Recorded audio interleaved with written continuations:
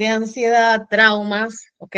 Miedos, fobias, es bastante útil para este tipo de situaciones o eventos. Incluso para personas con estados depresivos también suele ser bastante útil la reestructuración cognitiva. Muy bien, me gustaría invitarlas, por favor, a que puedan.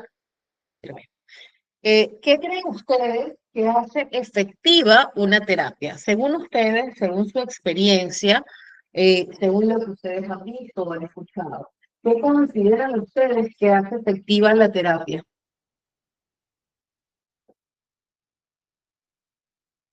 A ver, pueden escribir en el chat o pueden levantar su manito para darles pase y que puedan comunicarlo a través de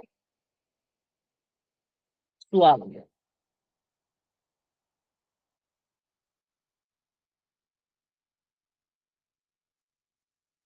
A ver, ¿qué hará efectiva una terapia? ¿Qué creen ustedes que le da efectividad a una terapia?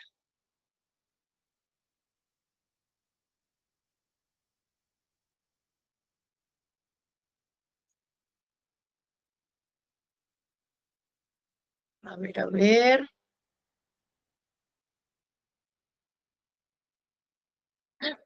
A ver acá. Ok, la conexión con el paciente. ¿Qué más puede dar efectividad en un proceso terapéutico? A ver, cuéntenme. Autoconocimiento del problema. Ok. Entonces, que se cumpla el objetivo de lo que es el autoconocimiento.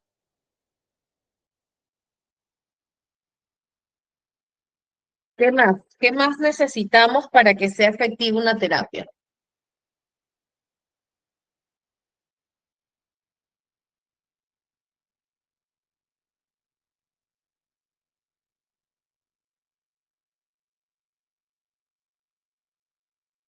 Ok, definitivamente el rapport, que es la confianza y las pautas que se establecen con el terapeuta al inicio de la consulta, van a marcar un buen pronóstico, una gran diferencia en cuanto al manejo como resultados. También, para que una terapia sea efectiva, definitivamente debe existir el compromiso del terapeuta y del paciente. Adicional a ello, se deben dar y utilizar técnicas efectivas en base a la realidad del paciente, ¿sí? Es muy importante el manejo de estos puntos básicos dentro de una terapia. La escucha efectiva, por supuesto, también es vital dentro de un proceso terapéutico. Pero hay algo que también impacta y es el uso de las herramientas de manera oportuna y adecuada conforme al nivel de conciencia o manejo que la persona que está yendo a buscar la ayuda disponga también en ese momento de su vida, ¿no? Entonces nosotros respetamos, si bien es cierto, tenemos un ritmo de la terapia, también como terapeutas respetamos el ritmo propio de nuestro paciente, ¿ok? Eso es importante que lo tengan en consideración. Nosotros, un poco lo que hemos hablado, nos ha dejado un aprendizaje, un poco lo que hemos hablado en la clase anterior, y uno de esos aprendizajes es que uno de los objetivos de la terapia cognitivo-conductual no es un tema de pensar en positivo, ¿verdad que no? Lo que busca la terapia cognitivo-conductual es que la persona logre identificar cuáles son los pensamientos disfuncionales y que por sí pueda evidenciar qué tan real es la percepción que está teniendo de esa situación que está viviendo, ¿verdad? Entonces, ¿de qué trata la terapia cognitivo-conductual? De pensar con evidencia, de promover una percepción realista y funcional, ¿ok? Eso básicamente es lo que buscamos con la terapia cognitivo-conductual. Es un enfoque completamente estructurado. ¿Por qué es estructurado? Porque tiene un inicio y un fin. tiene objetivos concretos, ¿verdad? Que se van a identificar cuando nosotros realizamos la primera consulta. Nosotros vamos a identificar por qué viene nuestro consultante. Nosotros vamos a ubicar allí cuáles son sus objetivos, qué cosas espera de la consulta. No son mis objetivos como terapeuta los que mueven o direccionan la consulta, pese a que yo puedo tener una gran experticia y puedo ir más allá. Hay consultantes con los que podemos trabajar, como por ejemplo en el caso del psicoanálisis, alguien que quiere conocer de dónde surgen todas estas elecciones, estos pensamientos, este estilo de manejar ciertas cosas, quieren ubicar cómo funcionan, qué mecanismos de defensa utilizan, quieren identificar sus proyecciones. Ok, eso está perfecto, ese tipo de pacientes también los tenemos. Nosotros como psicólogos estamos, bueno, los que nos hemos preparado en en distintas corrientes, podemos manejar este tipo de herramientas. Sin embargo, cuando hablamos de terapia cognitivo-conductual, la persona viene con una situación que lo aqueja, que le genera una incomodidad emocional o que le genera un malestar a nivel de salud mental, y nosotros vamos a trabajar en función de ese objetivo terapéutico. ¿Ok? Que por allí vamos a identificar creencias limitantes, eso es parte de los mismos objetivos a nivel de la terapia cognitivo-conductual, porque si no ubico qué pensamientos son disfuncionales, qué pensamientos no son realistas, entonces no puedo llevar a la persona a generar un insight de la situación que está viviendo. Entonces, ¿por qué tiene un tiempo limitado? Normalmente la terapia cognitivo-conductual se puede manejar entre 1 a 2 sesiones por semana, dependiendo de la situación, incluso hasta 3, pónganse. Va a depender del caso y por lo general suele durar máximo 3 meses, ¿sí? Aplicando las técnicas que vamos a ir conociendo durante este periodo, ¿sí? ¿En qué está orientado? ¿Cuál es el objetivo o cuál es el fin de la terapia cognitivo-conductual? Está orientado al presente y buscando identificar y reconocer lo que estamos viviendo en este momento.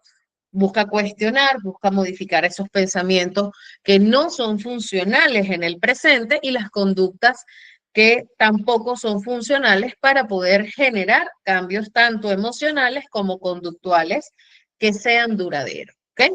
Lo que busca la terapia cognitivo-conductual es darle herramientas al paciente para que tenga la autonomía de identificar en distintos momentos cuando esos pensamientos no son funcionales. Alguien preguntó la clase anterior, por ahí que me quedó la pregunta rondando y recuerdo que creo que no le respondí, fue ¿cuáles son las limitantes de la terapia cognitivo-conductual? Bueno, les comento, una de las limitantes de la terapia cognitivo-conductual es que definitivamente no explora más allá del pasado, ¿no?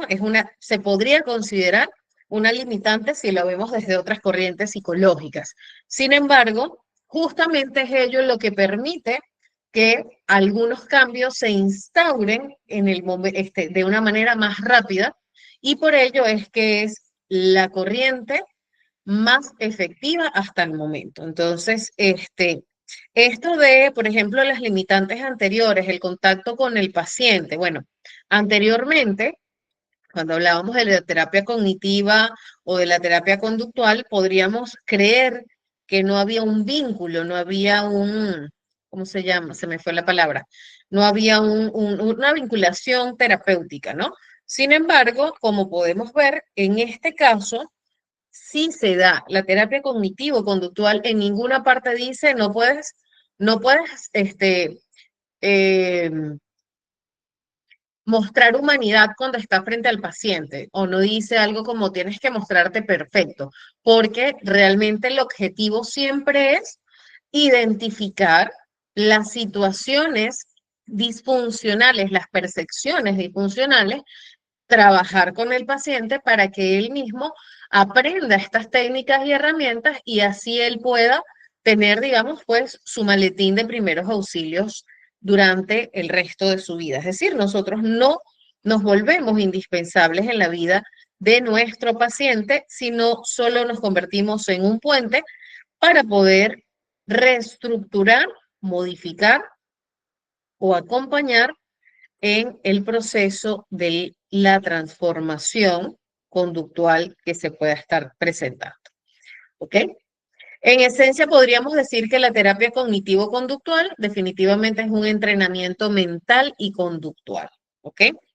Hasta, si lo vemos racionalmente, hasta donde podemos ver, definitivamente hablamos de un estilo de entrenamiento, ¿cierto? También el terapeuta actúa como un guía, mientras que el paciente actúa como un aprendiz activo. Esta podría ser otra crítica que pueden darle a lo que es, perdónenme chicos, esta sería otra crítica que se podría hacer en referencia a lo que es la terapia cognitivo-conductual, ¿cierto? Sin embargo, esto es lo que justamente defiende el terapeuta cognitivo-conductual porque le brinda en todo momento la autonomía al paciente, o sea, no lo incapacita, lo enseña, lo vuelve un aprendiz de la situación y lo hace partícipe del cambio con las tareas terapéuticas. ¿Okay? Por ello es que hay que tener un alto compromiso del paciente para poder lograr ver resultados. ¿Preguntas o comentarios hasta acá? ¿Cómo vamos, chicos? ¿Si vamos bien? ¿Si todo va claro? Por favor, sus deditos arriba.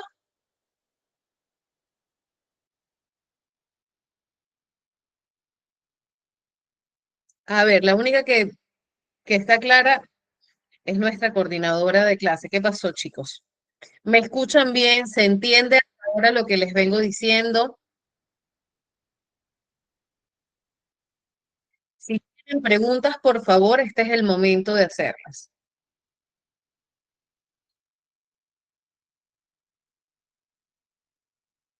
Vamos a comenzar a trabajar de manera activa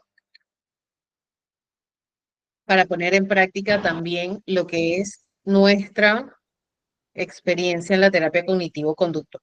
¿Ok?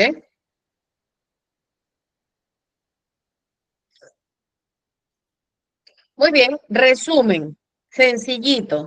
La terapia cognitivo-conductual está centrada en el presente o en el aquí y ahora. Normalmente el aquí y ahora lo asociamos con otro tipo de corrientes, que es la terapia gestal, pero realmente la terapia cognitivo-conductual hace lo mismo, se centra en el aquí y ahora, en nuestro presente, en las soluciones de la situación que se presenta en la actualidad en la persona, ¿ok? Es estructurada, es colaborativa, busca identificar y modificar aquellos pensamientos automáticos disfuncionales, ¿ok? Busca también modificar aquellas creencias profundas que sostienen el malestar y utiliza técnicas,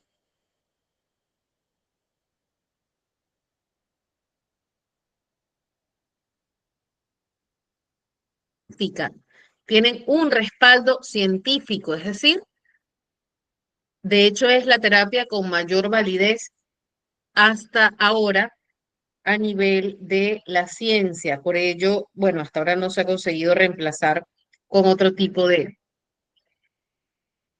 terapias.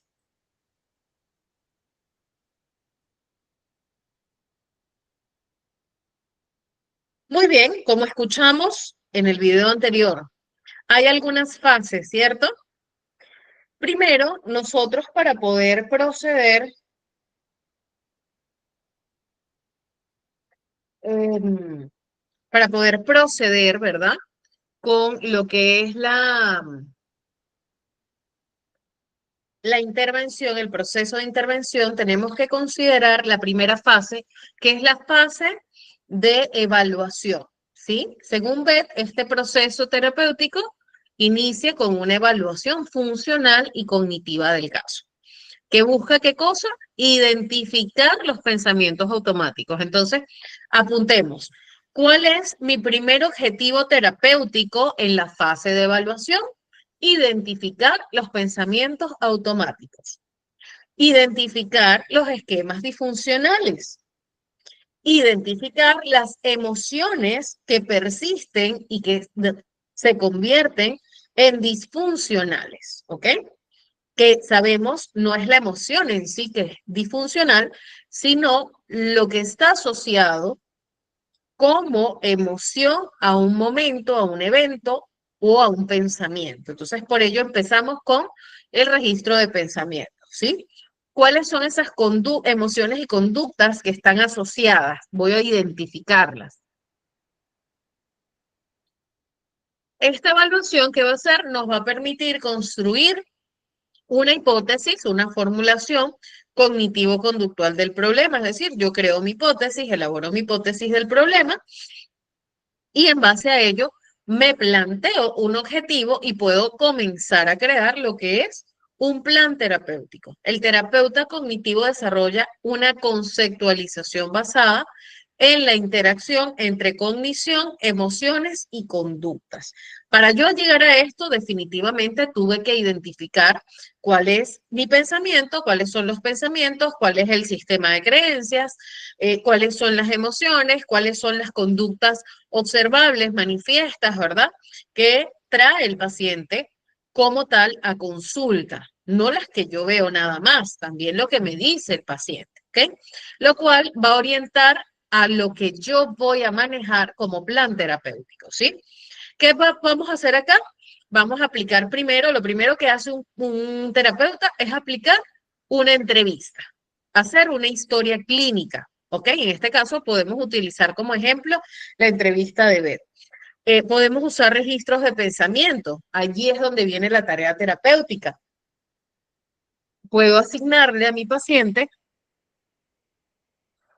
la tarea de registrar los pensamientos que eh, pueden estarle afectando durante el día, los pensamientos automáticos, sobre todo, que suelen ser los que mayor peso tienen, ¿ok?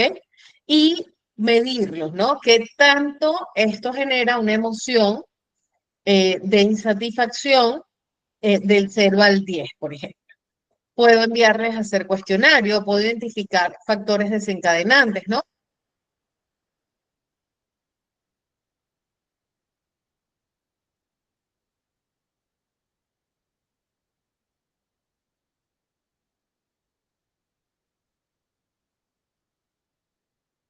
Te va la...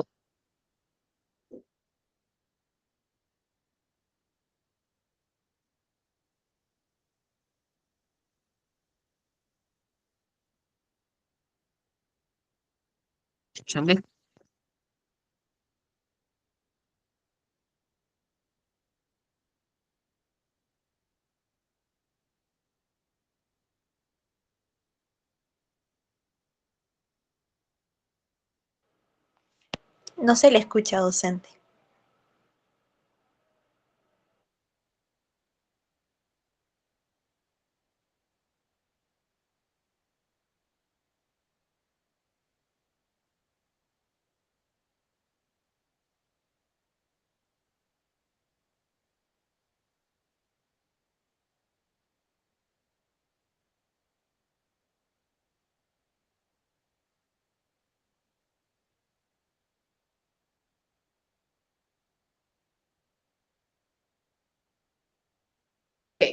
¿Me escuchan ahora?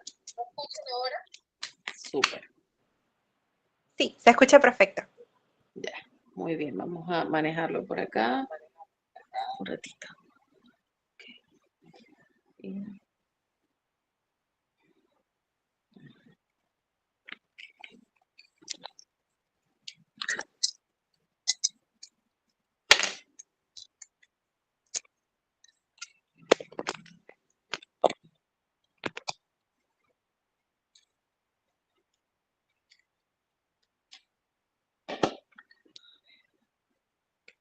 Perdónenme que hay que arreglar acá.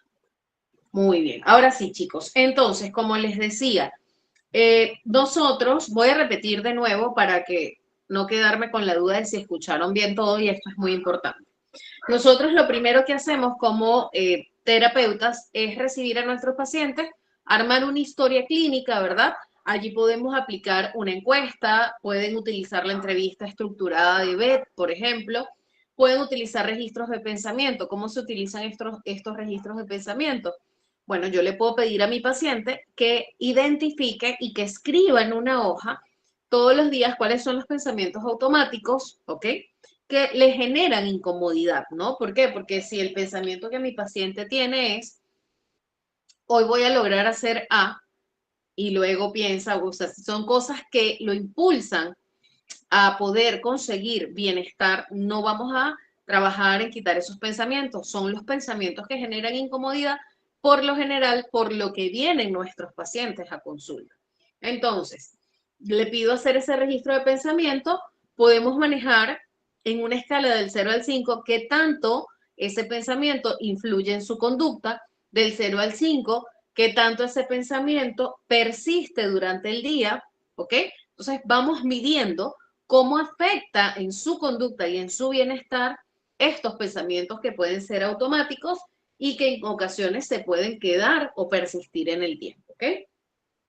Podemos aplicar cuestionarios, podemos invitarlos a identificar los factores desencadenantes, es decir, puedo pedirles hacer un registro conductual donde ellos, o un registro diario, donde ellos me indiquen no solamente el pensamiento, sino en qué momento aparece ese pensamiento, qué desencadena esos pensamientos y qué ocurre después, cuál es la acción que acompaña ese pensamiento, ¿no? ¿Qué sostiene los pensamientos? De repente hay una situación que desencadena un pensamiento y vienen otros pensamientos en cadena, se concatenan ciertos pensamientos, esos también son importantes, no solamente el primero, sino todos los que vienen y que terminan gestando una incomodidad o una inestabilidad en el paciente. Entonces, mientras más registro tengamos, mayor soporte vamos a poder trabajar. Luego de allí vamos a formular nuestra hipótesis, ¿verdad? De cuáles son esas creencias nucleares y cuáles son los pensamientos automáticos. E incluso vamos a ubicar también en qué situaciones ocurren, qué emociones desencadenan.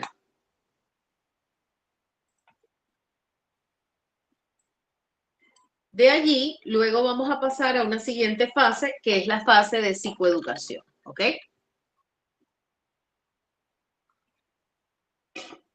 Durante esta fase se mantiene lo que es la alianza terapéutica.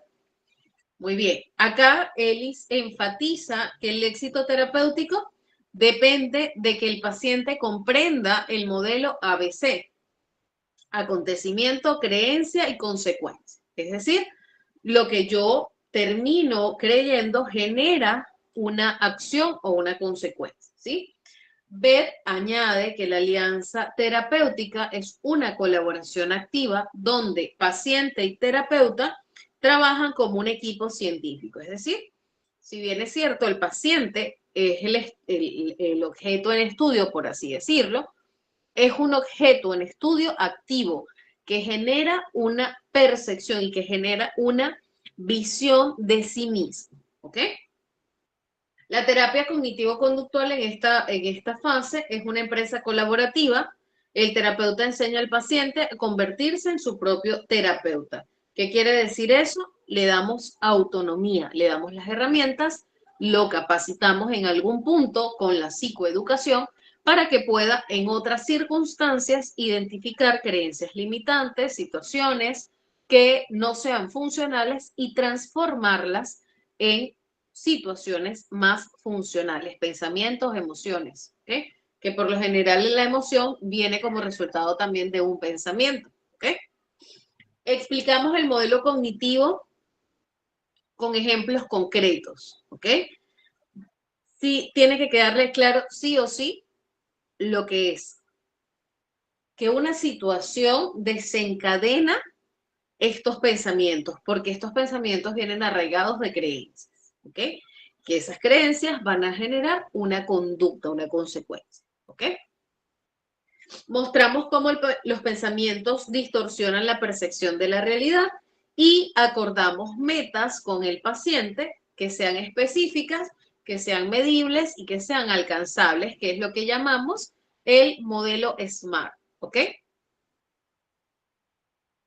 Luego viene una tercera fase, que es la fase de intervención o reestructuración cognitiva. Acá, Mike Chenbaud, que era nuestro amigo, me olvidó hoy el nombre, Donald, señala que en esta etapa el paciente aprende a detectar, cuestionar y reemplazar pensamientos automáticos y funcionales. Es decir, comienza a darse un diálogo interno donde el paciente por sí mismo aprende a identificar estos pensamientos automáticos y comienza a reemplazarlos por pensamientos más funcionales, ¿sí? La modificación de las creencias desadaptativas es esencial para producir cambios emocionales y conductuales duraderos. Vuelvo y repito, parte de la intervención, parte de las herramientas que le enseñamos a nuestro paciente es el registro de pensamientos automáticos, porque una vez él lo puede exteriorizar, puede verlo con mayor claridad. El debate socrático, donde hay un cuestionamiento de esos pensamientos para luego transformarlo en un pensamiento más funcional. El entrenamiento en autoinstrucciones, es decir, el mismo paciente va a generar ciertas instrucciones que le provean mayor estabilidad y bienestar. Y también acá en este paso utilizamos lo que son los roleplay para practicar habilidades sociales. ¿Ok? El roleplay lo puede hacer en la consulta al paciente. Incluso hay otras técnicas que se pueden hacer el roleplay frente al espejo. Se puede utilizar de repente una silla para hacer el roleplay. Puede incluso ser partícipe el mismo terapeuta del roleplay. Por supuesto, siempre cuidando la manera de intervención. Este fue el video que vimos al inicio. ¿Lograron ver todo el video, chicos? ¿Alguien tiene alguna pregunta? ¿Desean verlo de nuevo? Comenten.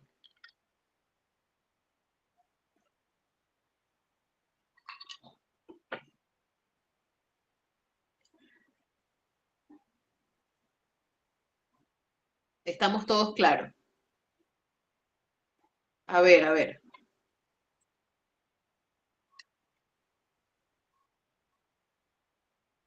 Para quienes no estaban al inicio, vamos a colocárselos de nuevo. Para que refuercen lo que acabamos de escuchar además.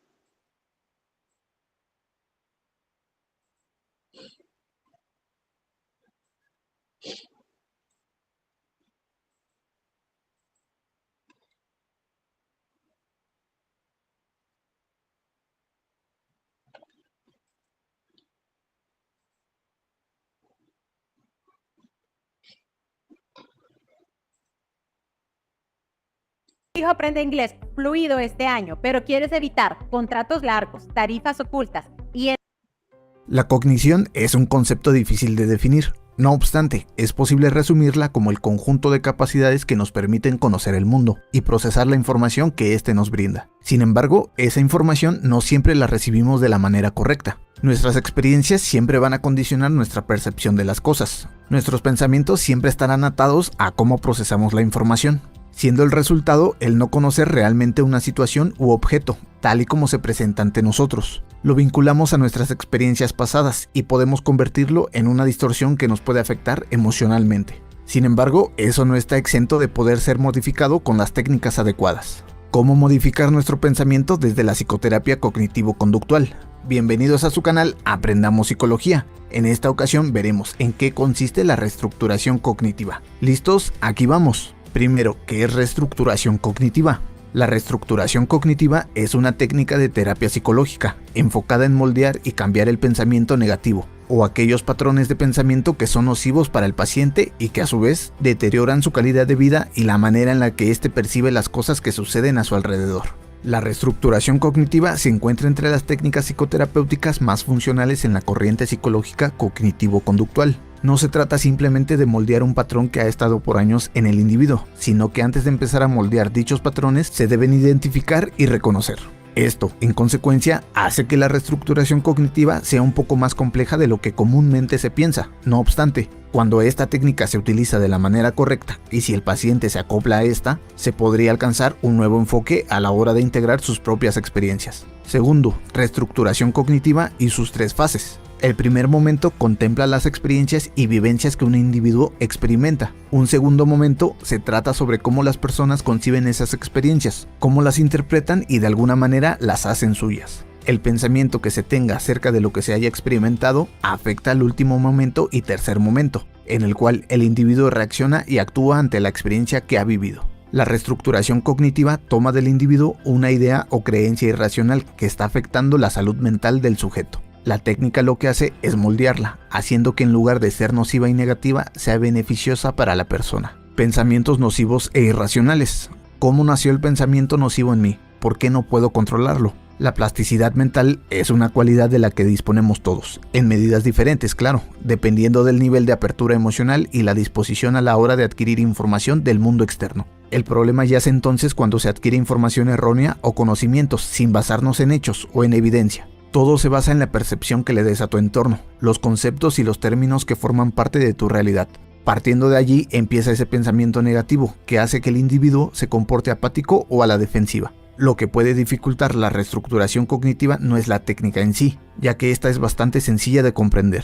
La dificultad radica en lo arraigados que sean los pensamientos distorsionados en la vida del paciente. En muchas ocasiones, el paciente identifica su pensamiento irracional, sabe cómo se siente al pensar en eso y lo que afecta a su calidad de vida. No obstante, se arraiga completamente a ese pensamiento irracional y no lo quiere soltar. Es común no querer asimilar que algunos pensamientos o creencias que nos han acompañado durante toda nuestra vida son nocivos. A la hora de la terapia, por reacciones como las que se explicaron anteriormente, se puede complicar un proceso de psicoterapia. No obstante, la reestructuración cognitiva es tan efectiva que gran número de psicólogos siguen confiando en ella para trabajar ciertos patrones de pensamientos negativos. Si bien en ocasiones aparecen en consulta pacientes con los que es difícil establecer una relación terapéutica, pacientes a los que les es complicado hacerles entender que será mejor volver a pensar en cuestiones que se dan por sentado, esto no quiere decir que sea imposible. Con un buen plan de acción y predisposición a la psicoterapia será posible. La importancia de anotar nuestro día a día. Lo ideal es llevar un registro junto al paciente de sus propios pensamientos y emociones, así como de sus comportamientos y la interacción cotidiana que tenga con su entorno. Porque si bien esta técnica se basa en acción, emoción, percepción y reacción, esto no quiere decir que no esté entrelazado directamente con la evolución social del individuo. Es decir que, a la hora de aplicar la reestructuración cognitiva, el especialista no solo se debe de enfocar en identificar las emociones e ideas irracionales, sino también en las conductas que tiene su paciente en el día a día, ya que para utilizar esta técnica psicológica en un plan terapéutico, se debe de ser consciente que, si se intenta moldear un patrón de pensamiento, de igual manera se trata de modificar ciertos comportamientos. Así que, si eres una de esas personas a las que sus propios pensamientos le restan y afectan su calidad de vida, no tengas miedo de ir a terapia psicológica, incluso cuando piensas que tus problemas no tienen solución. En la descripción tienes el enlace al chat donde te podremos dar información acerca de nuestra consulta. Si el video te ha parecido interesante, suscríbete y activa la campana de notificaciones. Por el momento, esto ha sido todo. Atentos al siguiente.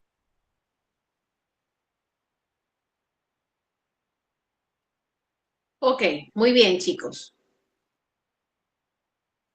Muy bien, muy bien. Hemos logrado visualizar o afianzar parte de lo que hemos escuchado durante la clase de hoy, ¿verdad? Vamos a continuar con la fase de consolidación porque quiero que hagamos una pequeña actividad grupal, ¿sí? Dentro de lo que es la fase de consolidación y prevención de recaídas, porque como les digo, el objetivo principal de la terapia cognitivo-conductual es la autonomía del paciente, pero para ello, por supuesto, hay un entrenamiento, ¿sí? Según Beth y Weichert, esta fase de consolidación que busca consolidar, valga la redundancia, logros y fortalecer la autogestión del paciente para poder prevenir esas recaídas, ¿ok? Entonces, se revisan qué cosas logramos durante el proceso terapéutico, se va a reforzar la estrategia que fue aprendida y acá también podemos utilizar el roleplay para validar la consolidación de las estrategias aprendidas. Se puede elaborar incluso un plan de mantenimiento donde se le da ciertas recomendaciones al paciente para que pueda dar continuidad a el cuidado, al autocuidado que ha aprendido durante el proceso terapéutico, ¿sí? El objetivo final es que el paciente se convierta en su propio terapeuta, perdón, según Beck y Weishart, ¿ok? Entonces, ¿qué hacemos en este proceso de consolidación? Un ensayo de afrontamiento que se hace a través de roleplay normalmente, o del discurso, pero el roleplay es mucho más efectivo desde mi experiencia. La revisión de los registros cognitivos antiguos, revisamos, chequeamos cómo van esos pensamientos, cuáles ya no están, cuáles se transformaron, cuáles por ahí como que persisten, cómo pueden volverse más funcionales. Identificación de señales de recaída.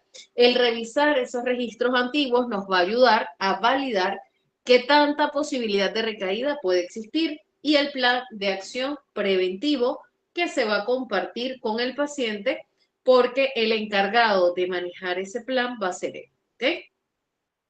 Hasta que llegamos al cierre terapéutico y se centra en la autonomía y autoeficacia del paciente, reforzando la idea de que el cambio depende de su capacidad. Es decir, se le da la validez de que los logros obtenidos son de él, no son nuestros logros como terapeutas, ¿ok? Que también hay un acompañamiento de parte de nosotros, sí, pero finalmente quien consolida esos logros es el mismo paciente, ¿ok? Muy bien, hemos llegado a una parte interesante para mí porque quiero invitarlos a ustedes. Les voy a presentar este pequeño video del método socrático y luego vamos a cerrar con esta actividad. ¿Qué vamos a hacer en esta actividad? Vamos a identificar un motivo de consulta ficticio, por ejemplo, donde tengamos un síntoma principal, uno solo, o una conducta problema, ¿no? Puede ser de repente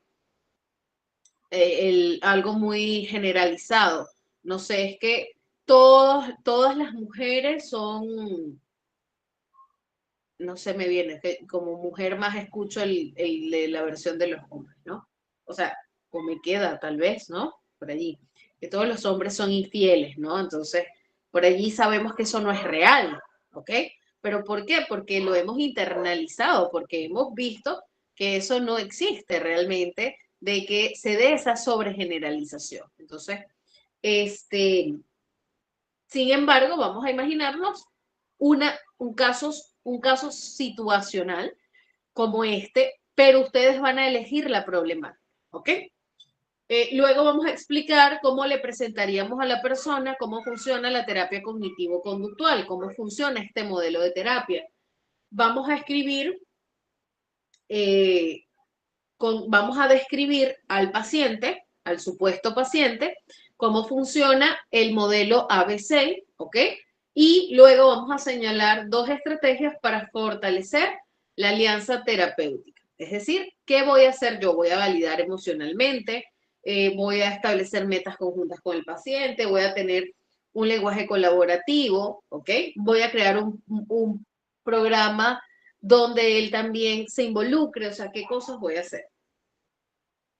Elijo uno o dos pensamientos automáticos disfuncionales del caso y realizo una reestructuración cognitiva completa. En este caso, vamos a llegar a colocar un solo pensamiento, ¿ok? Entonces, vamos a trabajar en la reestructuración a través del diálogo. Vamos a colocar preguntas que haríamos para que la persona o el paciente pueda identificar que este pensamiento es un pensamiento disfuncional, ¿ok?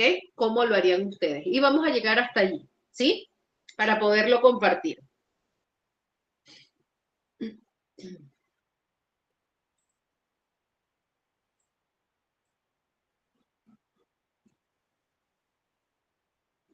Un segundito.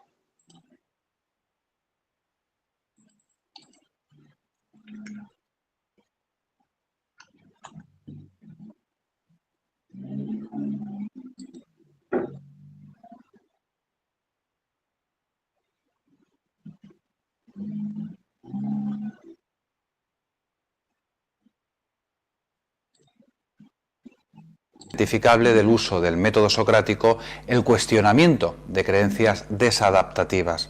El sujeto expone un pensamiento o creencia fuertemente arraigada que le genera sufrimiento o malestar, como por ejemplo la idea de ser inútil. El terapeuta puede indagar en qué significa ser inútil, en qué situaciones aparece esta idea, qué consecuencias tendría serlo o los miedos que puede haber detrás, hasta llegar a un punto en que el sujeto no pudiese hacer una introspección más profunda. En gran medida se emplean técnicas como la flecha descendente, buscando profundizar cada vez más en lo que hay detrás de un pensamiento o creencia concreta, para llegar a los pensamientos más nucleares y que son la causa del malestar. Tras ello, se podría reconducir la sesión preguntando si podría existir interpretaciones alternativas y posteriormente se buscaría que el paciente reconstruyera su visión de la realidad de forma más adaptativa, con sus propios recursos. Este es un proceso vinculado a la técnica llamada reestructuración cognitiva. La terapia que más emplea el método socrático es la famosa logoterapia de Viktor Frankl. En este caso, el método socrático es empleado como una de las principales técnicas empleadas para reactivar los recursos del paciente y lograr así otorgar un sentido a su vida. En este sentido, el que contribuye es el mismo sujeto a que descubre, genera alternativas, sea responsable de sus propias elecciones e intente trascender. Se trabajan valores y percepciones, entre otros muchos conceptos. Estos son solo dos ejemplos de terapias que emplean el método socrático. Sin embargo, su uso es muy habitual en prácticamente todo tipo de terapias dentro de la psicología clínica actual, pues el diálogo socrático no hace más que rendir honor a la disciplina que pertenece, filosofía, amor a la sabiduría, al conocimiento, en definitiva, a la verdad.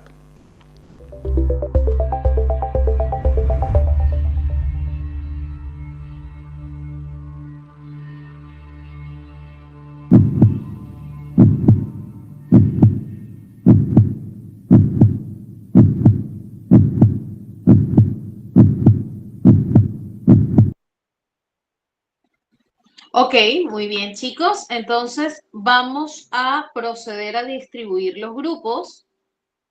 Dame un segundito para dejarles las preguntas. Ok. Ok, excelente. Voy a hacer la distribución de grupos por acá. ¿Qué va a pasar? Ahorita, en este momento, cuando yo haga la distribución de los grupos, los va a mandar a otras pantallas, ¿sí? Les va a decir, agregarse a la ventana, por ejemplo, a la sala número 4. Ustedes les van a dar a aceptar. Cuando venza el tiempo que yo les voy a dar 10 minutos para que puedan responder todo ello. Ustedes luego, el grupo se va a cerrar por sí solo y los va a derivar a la ventana principal. Van a elegir a un participante del grupo que va a ser quien va a exponer lo que ustedes han identificado, ¿de acuerdo?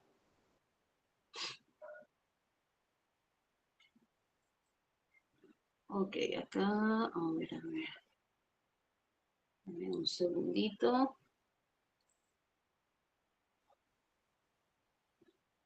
Acá está el grupo de trabajo.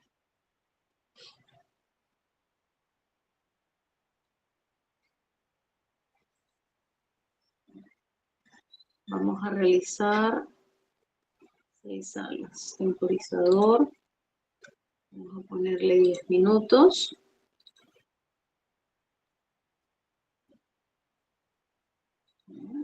Y vamos a distribuir aleatoriamente. Muy bien. Chicos, cualquier pregunta pueden hacerla por acá.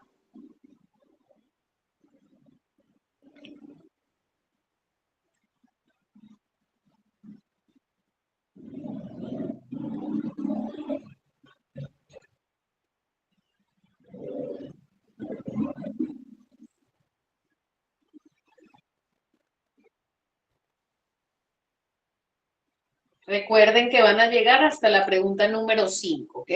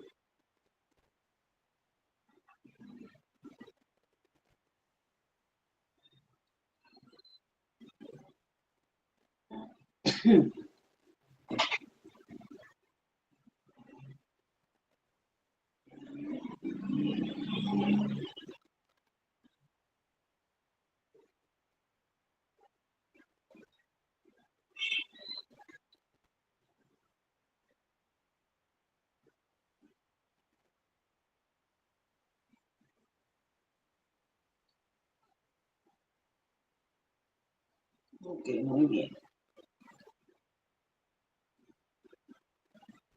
Ok, en ese caso, Ángeles, lo que van a hacer es lo siguiente. Primero van a describir un motivo, van a crear ustedes un motivo de consulta, ¿verdad? Colocando al menos uno o dos síntomas, ¿ok? Síntomas disfuncionales, pueden ser conductas o pensamientos disfuncionales, ¿ok? Recuerden lo que vimos la clase anterior sobre lo del tema de las sobregeneralizaciones, la catastrofización, ¿no? Eso por allí les puede ayudar, las fobias y todo lo demás. Vamos a explicarle, o sea, vamos a escribir cómo le explicaríamos al paciente cómo funciona el modelo de la terapia cognitivo-conductual.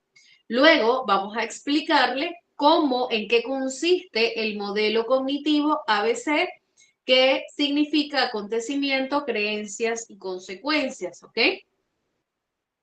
Luego vamos a explicar dos estrategias para fortalecer una alianza terapéutica, es decir, qué cosas harían ustedes como terapeutas, ¿ok? Y por último, vamos a elegir uno o dos pensamientos, de preferencia uno solo para que no se les haga tan largo, un pensamiento disfuncional del caso y vamos a imaginarnos que aplicamos una reestructuración cognitiva completa.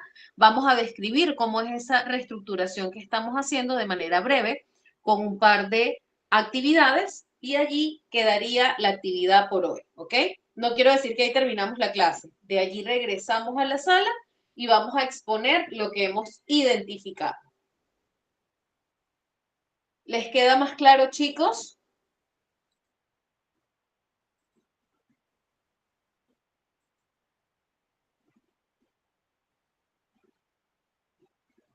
Ángeles, cuéntame, ¿todo claro? Ok, perfecto.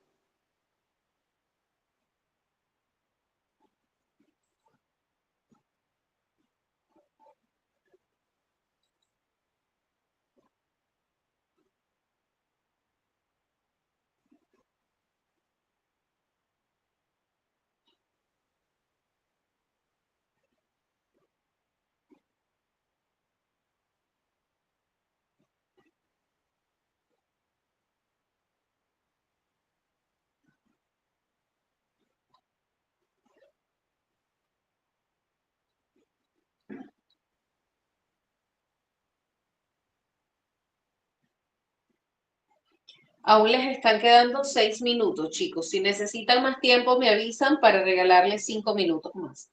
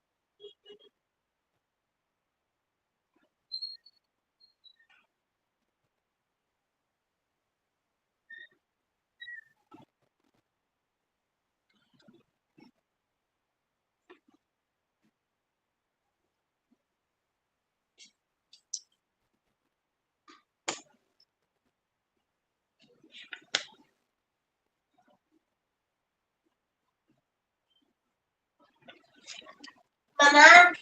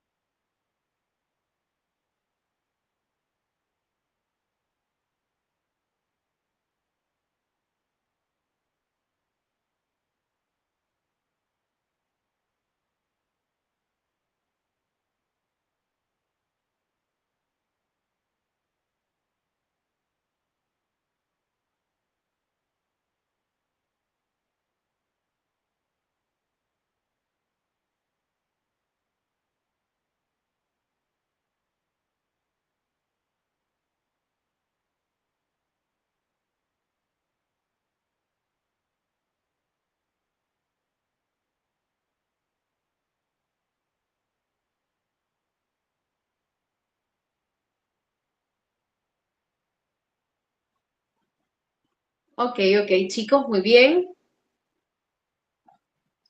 ¿Qué tal? ¿Cómo les fue con la actividad?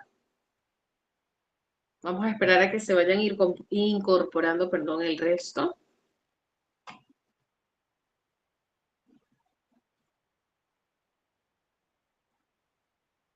Excelente. Eran 6 grupos.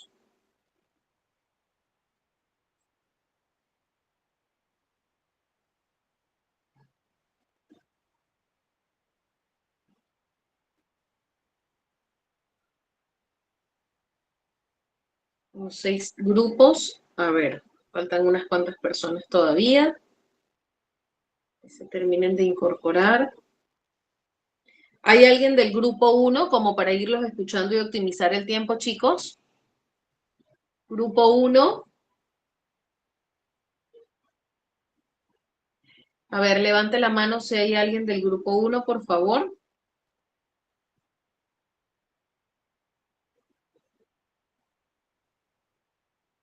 Grupo 2. Ahí está. Saraí. ¿Puedes abrir tu micrófono, Saraí?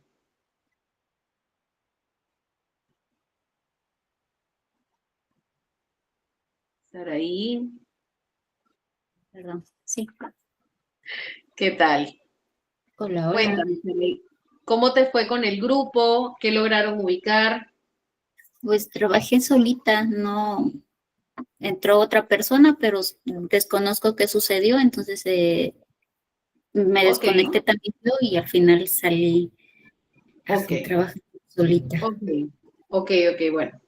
Lo importante es que lo hiciste. Cuéntame, Saraí, ¿cuál fue el motivo de consulta con el que trabajaste? Yo con el motivo de consulta fue de una mamá, de un bebé de 2 meses, que pues que se queda sola en el cuidado de su bebé mientras su pareja trabaja. Y pues el Ok. bebé llora demasiado y ella no logra calmarlo. Ujú. Muy bien. Y de allí, ¿cómo tú le explicas a esta persona que viene a ti porque no sabe controlar, o sea, no tiene herramientas para controlar a su bebé y eso, bueno, asumo le genera alguna consecuencia? ¿Cómo tú le explicarías el proceso terapéutico de terapia cognitivo-conductual?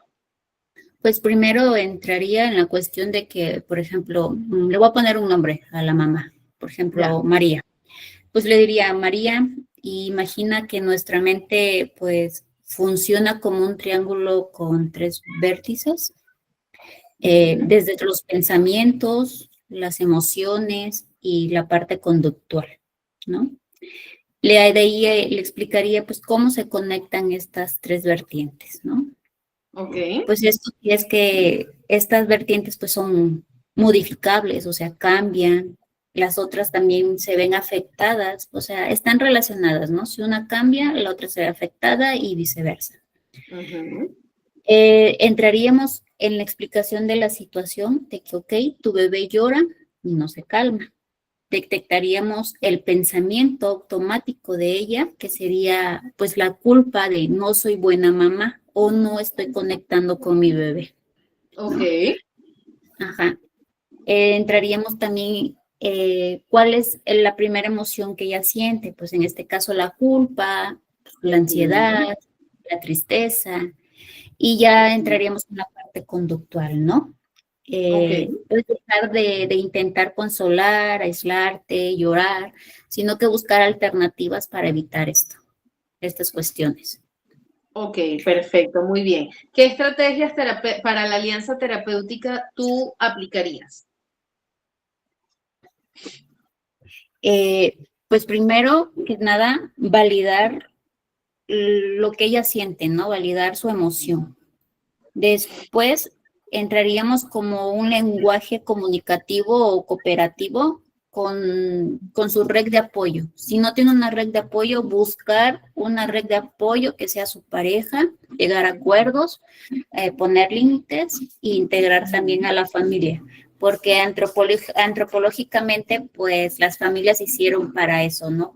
Pues, se tejían las tribus de cooperativa, ¿no? Sí. De Entonces, hecho, si no identificamos una red de apoyo o ella no logra verla, la ayudamos a reestructurar una red de apoyo, así es. sí, serían esas dos cuestiones ahorita. Excelente, excelente trabajo. Muchísimas gracias de verdad. A ver, ¿alguien del grupo 2? Sí, aplauso, chicos, de verdad que lo hizo muy bien. Excelente, gracias, Berna, por recordar los aplausos. De verdad lo hiciste muy bien. A ver, ¿alguien del grupo 2?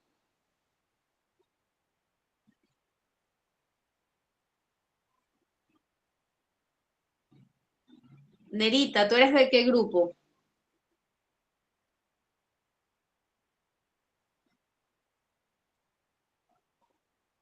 A ver, levante la mano alguien del grupo 3, chicos.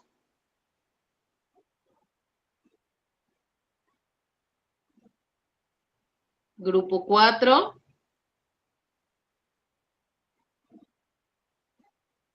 ¿Qué pasó con los grupos? ¿Se fueron de paseo? ¿Alguien que haya estado en el grupo 5?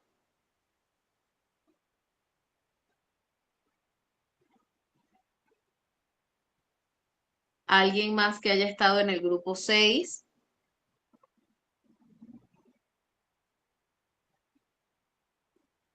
Ok. Muy bien. Bueno, no tenemos alguien que quiera compartir su trabajo, así como lo hizo nuestra compañera. Voy a dar la oportunidad de manera libre. Berna, en este caso, nuestra participante fue, corazón, recuérdame tu nombre, por favor, para que Berna nos apoye anotándolo y se te pueda otorgar por allí un punto dentro de tu evaluación. ¿Ok? Sí, Saraí, sí, gracias. Es Saraí, Saraí Toribio. Saraí Toribio, excelente, Saraí, muy bien, chicos. Voy a proceder a escuchar al resto de las personas y ya esta vez, sí, te escucho. Hola, buenas noches. Mi nombre es Lilian María López Mondragón. Saludos desde Honduras. Gracias por estar usted con su valioso tiempo enseñándonos que cada día se aprende algo mejor. Muchas gracias y mi participación es en lo siguiente. Es muy bueno el abordaje en los chicos y detectar a tiempo qué problema puede tener el niño en su conducta, tanto en la escuela como en su casa. Yo he trabajado con niños de casas hogares, orfanatos, aquí en Honduras, y hay bastante déficit en la salud mental en ellos. Y por eso en estas oportunidades yo no las desaprovecho porque cada día aprendo más. En la actualidad no estoy trabajando con niños, estoy sin empleo ahorita, pero sí voy a tener más conocimiento en cuanto a los chicos por si vuelvo a trabajar con niños nuevamente. Deberíamos detectar bien todas esas cosas y hablar con los maestros, los que son maestros, que hablen con los padres de los chicos para que ellos puedan a tiempo detectar algo en sus niños. Así como las personas que trabajamos con casas hogares, si detectamos a tiempo, hablamos con los psicólogos de la institución para que ellos puedan llevarlos a un centro donde está especializado. De antemano, gracias por mi participación y como sé que este es el día a día están ustedes emprendiendo con más cursos, espero que este no sea ni el primero ni el último y muchas gracias, saludos a todos desde Honduras. Gracias, Lilian, gracias por tus palabras.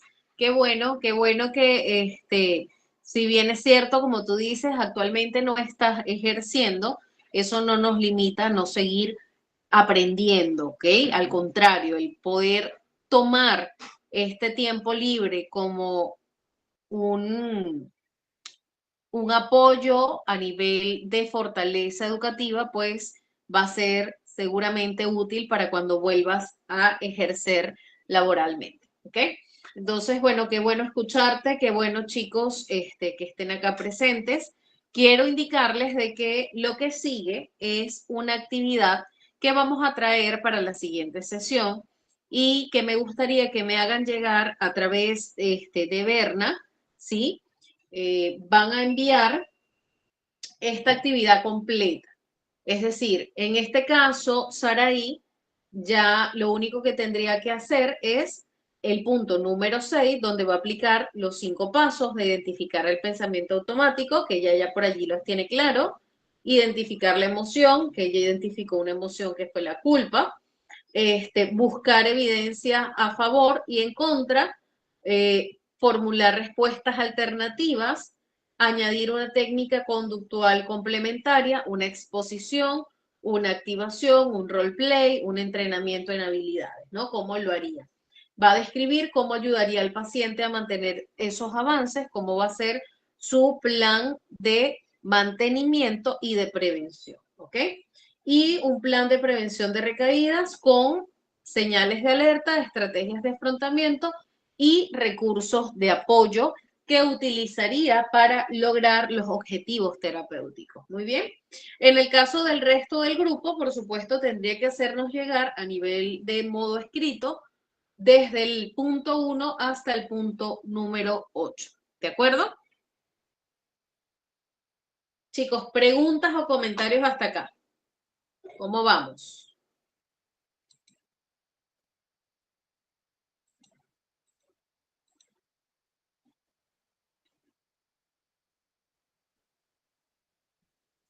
A ver, quiero escucharlos. Voy a nombrarlos y me gustaría saber si hasta acá todo está claro, cuáles son las fases de intervención del proceso terapéutico. ¿Ok? Vamos a empezar con Luis Emilio. Hola Luis Emilio, ¿cómo estás?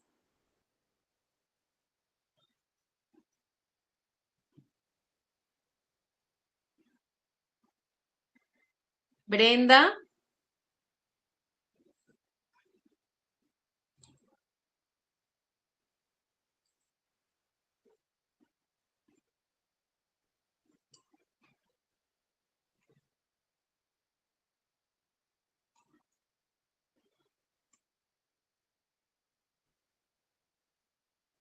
Johaida.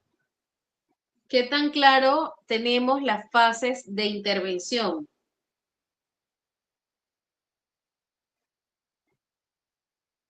A ver, chicos, ¿quiénes están presentes en la clase?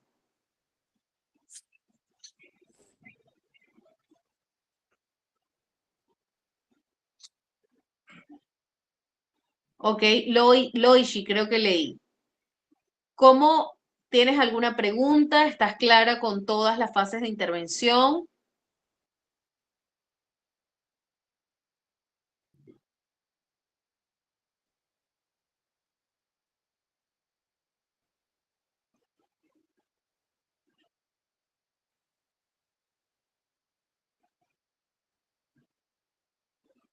Pueden escribir en el chat también, chicos, no necesariamente tiene que ser con audio, ¿ok? Pero sí es muy Bueno, importante, te escucho. buenas noches, profesora. Bueno, lo que yo he entendido es el motivo de la consulta y viene a tratar el paciente por síntomas de conductas variantes como la ansiedad, la depresión, trastornos obsesivos, ¿no? Compulsivos que puede tener una persona, ¿no? A nivel general, ¿no? Mayormente una persona adulta, ¿no? De acuerdo a mi experiencia, yo pienso que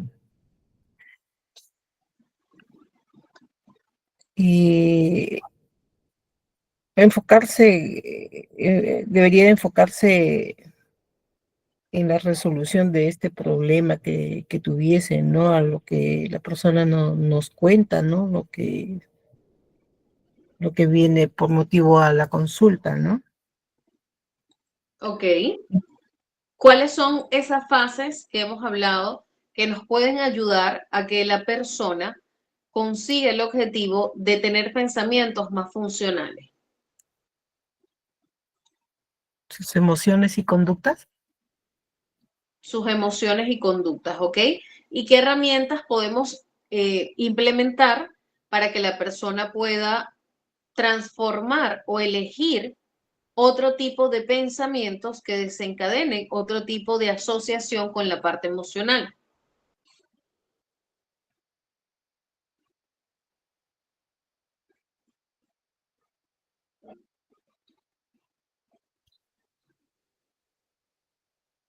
Mm, yo creo que demostrándole empatía y comprensión, lo que la persona nos está contando, ¿no? Es una manera de establecer el vínculo terapéutico. Ajá. Sí, Bueno, yo personalmente yo le comento algo, ¿no? Nosotros hace tiempo, yo soy casada, hace mucho tiempo, teníamos problemas de pareja. Fuimos a un terapeuta de pareja y el terapeuta, nos hizo una serie de preguntas, ¿no? Le preguntó a mi esposo, de ahí me preguntó a mí, y mi esposo quería contar, o sea, en vez de que yo conteste, él contestaba. Y el terapeuta le dijo, estoy hablando con ella, déjala que conteste, ¿no? Y bueno, el terapeuta me preguntó, ¿no? Ciertas cosas y emociones que uno va trayendo desde la niñez, ¿no? ujú. Y ahora que ya es uno adulto, te pregunta, ¿no? ¿Qué es lo que quisieras, lo que anhelaras desde niña? Bueno, le digo, a mí me gustan las muñecas. ¿Y te has comprado muñecas? No, le dije, pues cómprate lo que quieras comprarte, le digo. Era que yo niño vine arrastrando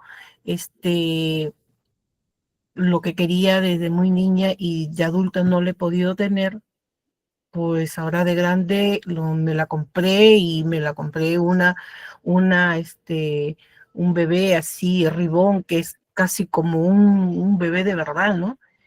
Y, y le decía a mi esposa, lo que pasa que usted es muy ansioso, usted, cuando le preguntan algo a ella, usted no debe contestar porque ella no es muda, ella no, ella habla, escucha, piénsale, ¿no? Y bueno, los problemas han seguido, ¿no? O sea, no Y hubo yo, una solución a la no, problemática de la pareja. no, y yo agarré, le dije al terapeuta, disculpe, le digo, pero no sé, yo creo que en una terapia de dos horas, usted no puede solucionar un problema que hay más de 30 años. Ni que fuese Dios para poderlo solucionar. Esta tiene que ser una terapia larga y paciente para que se pueda solucionar los problemas. Y me dijo, Fíjate, bueno, tienes razón, muy tienes razón. importante, muy importante lo que nos compartes. No te quiero cortar así. Sin embargo, bueno, ya se nos está acabando el tiempo. Tengo que entrar a otra clase ahorita justamente a las 7:30. Y fíjate, aquí hay algo muy importante. Primero, yo quisiera que ustedes identifiquen, no les voy a decir yo, ustedes sienten que en ese primer contacto se ubicaron los objetivos terapéuticos. No, Hasta donde, ajá, el resto del grupo. A ver, alguien más que nos pueda ayudar a identificar. De repente alguien dice, no, sí, sí dio con algún objetivo terapéutico. A ver, quienes consideran que no se lograron los objetivos terapéuticos, por favor, vamos a marcar una carita, ¿qué será? Una carita triste. Y los que consideran que sí, van a marcar un pomponcito de estos de fiesta. ¿Consideran ustedes que se lograron conocer los objetivos terapéuticos en esa sesión?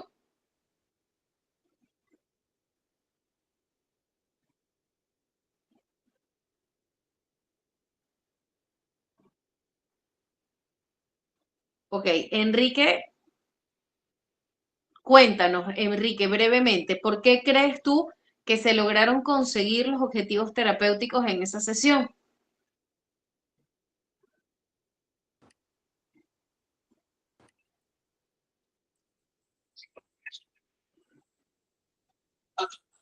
Buenas noches. Buenas noches. Bueno, creo que se expuso al comienzo un poco la teoría, porque muchos no estamos muy familiarizados todavía, pero bueno, las bases teóricas fueron claras, ¿no?